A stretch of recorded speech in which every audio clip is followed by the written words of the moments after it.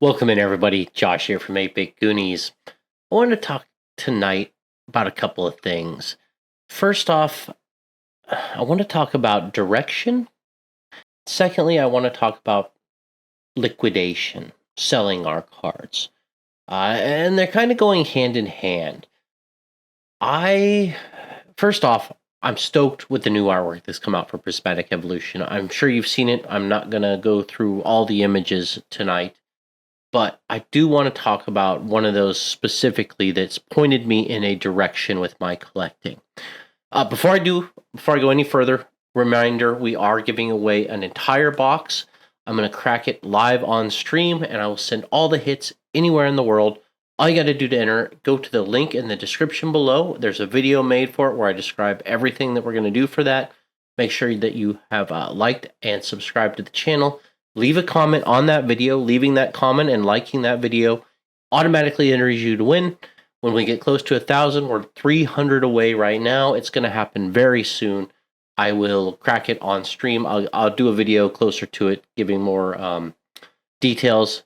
And I'm very excited for that. And thank you all so much for being a part of this journey with me. But I want to talk tonight about collecting direction. Again, this channel is really my thought process for myself. You apply it to you how you would like to, but let's jump over to the side here, and I want to show you one specific card from the set that's caught my eye. Obviously, the Umbreon is amazing, but this card right here, the Roaring Moon, the card looks fantastic. I'm sure you've seen it. It's awesome, and it's the artwork of Shinji Kanda. Now, Shinji Kanda has done many cards, but only a couple high-end cards. Going back and looking at their artwork, though, I've been just astounded by even the common cards and the uncommon cards in the set, the regular base cards that nobody's chasing, nobody's talking about. The artwork is fantastic. And it got me thinking about direction. So I think I'm going to start really focusing in on a few things. I came into Pokemon and I wanted literally the catchphrase, gotta catch them all, right? That was how I kind of approached it. I really did a spray and pray shotgun approach. I went after everything. Ooh, I like that. I like that. And a lot of it, I didn't even sure, I liked it, but I liked the price tag on it, right? It was a high dollar card. It was a chase card. Somebody else was paying a lot of money for it. And that caught my interest. So I went after it. And I did that. When I moved that $20,000 out of Magic into Pokemon, I really shot and went after everything. And I don't think that's the best approach now that I've had a chance to get my feet wet and really get into the hobby. So I'm going to change my focus drastically. One of my main focuses, I'm really going to have, I think I've kind of decided on 3 focal points. And they're still pretty broad. It gives me a lot of room. First and foremost is going to be Kanda's artwork, Shinji Kanda's artwork. Let's go down to the board for a minute. And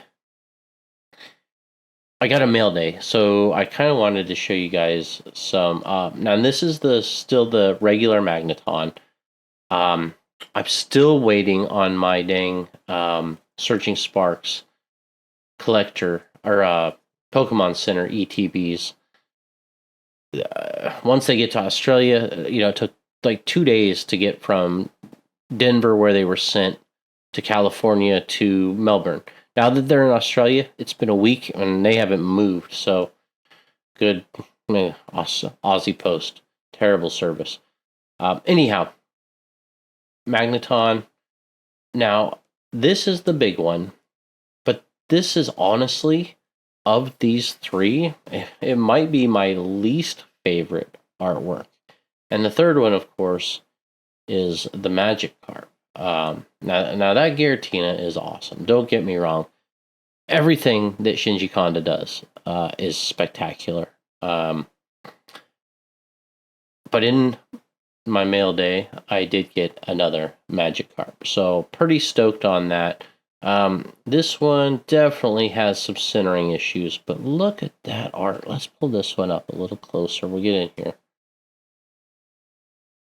Just admire that for a moment. That is just astounding. It's such a cool card. Look how the light catches it. I'm sorry. I know it's just a fish flopping out of the water, right? But I like it better than the Giratina personally. I know this is like down here in Australia, this is like a $600 card, maybe $700 card. These are going for $300 a piece now, though, down here, which is just insane. And then the Magneton is like a $2 card, but it's in that style of artwork that I love. And that Roaring Moon is so cool. So so this is going to be one of my main pursuits, is going to be Shinji Kanda artwork. And I'm so excited that Roaring Moon got picked up, got put in the set. I'm going to be chasing that. So I mentioned 3 areas of focus. So Shinji Kanda artwork. Now, obviously, we can't expect a special illustration rare out of every set from Shinji, so we'll have to get those as they come. But that helps limit it. The second focus is going to be sealed. These will be some of the boxes. It'll be in the giveaway. There's more Surging Sparks. There's Paradox Rift. There will be Temporal Forces. There's going to be lots of boxes that you can have a chance to win. Come back up to the main screen now. All right. Look at that card. I'm stoked. I'm stoked to chase that. What else will I be chasing moving forward? Sealed. Obviously, I'm going to go after sealed. And I'm really going to focus on evolutions. I think I really like Umbreon. I think eventually, will I get the Boombreon? I don't know. I'm not going to be chasing cards. I'm not going to be running after cards that have already shot through the moon. But those are going to be my 3 focus areas. It's going to be evolutions, particularly Umbreon, sealed product, and Shinji Kanda artwork. So that is, now obviously if something else catches my eye, in fact, I'll just pop open this Raging Bolt. That looks pretty cool too. If I come across that card at the right price, I'm probably going to have to get that one as well. But it has nothing on that Roaring Moon, in my opinion. So that's going to be kind of the direction I'm going. Now, I have a lot of good cards in the collection. A lot of good cards. And it got me thinking, when do I take gains?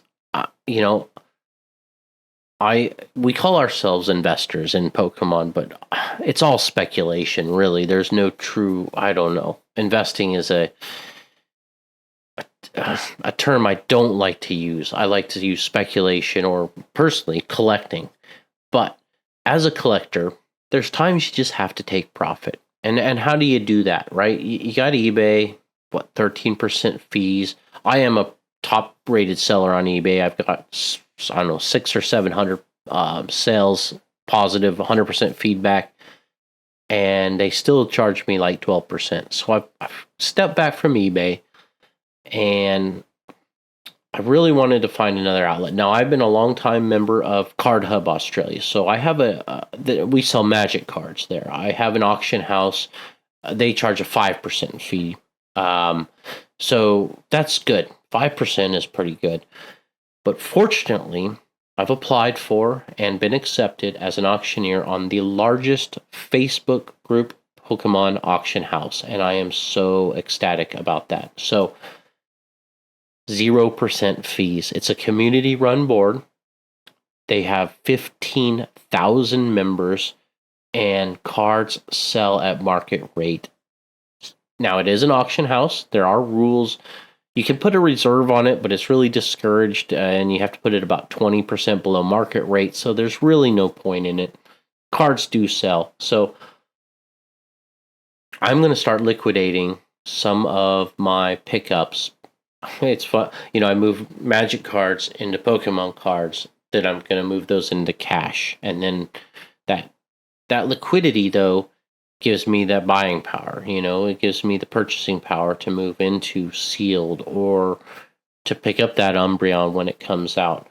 Because I've really run out of my Magic cards that I want to trade. I'm going to keep my reserve list stuff.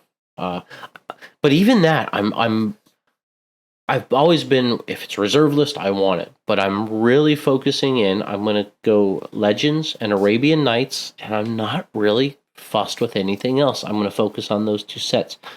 I think focusing in and narrowing down what you're after really makes for a very nice curated collection. And that's what I want. So if I come across another Giratina or a Magikarp or this Roaring Moon, I'm going to pick those up. If I come across a nice Skyridge Umbreon or something, I want to have the capital on hand. So what I've actually done, I've ran 2 auctions tonight. I am going to sell my Greninja, and I'm going to sell one of my Bubble Mews.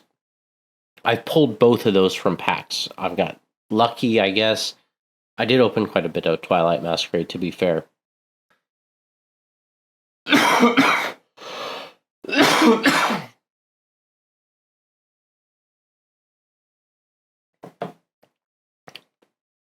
But it's just one of those things that it's time to move some product.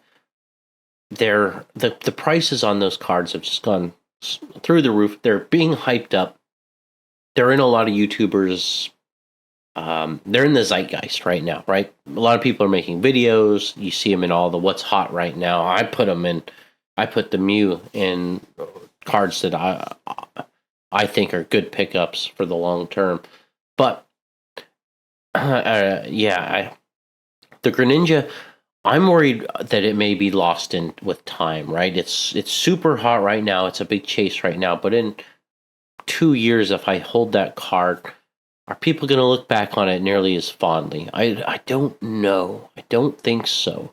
So, and obviously, as more Twilight Masquerade, if we get a reprint, I just don't know that it's going to hold that price. So, there's got to be time to take profits. And 0%, and the auction house, I believe it's already bid up to 400 Australian dollars currently.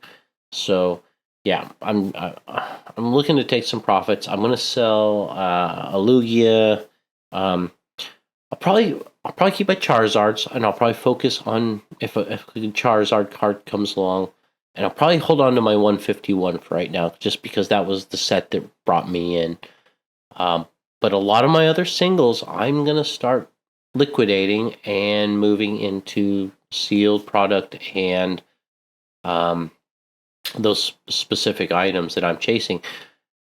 The problem is right now in Australia, anyway, and I hear it's everywhere. There's no sealed product to buy. You can walk in somewhere with money and say, "I bought sealed," and nobody's got it, or they've got it way overpriced. So, and that's going to be. I'm going to make another video on that. I really want to talk about how the LGSs and even some of the big box stores are becoming the scalpers and selling to the scalpers, who are then selling it on to us.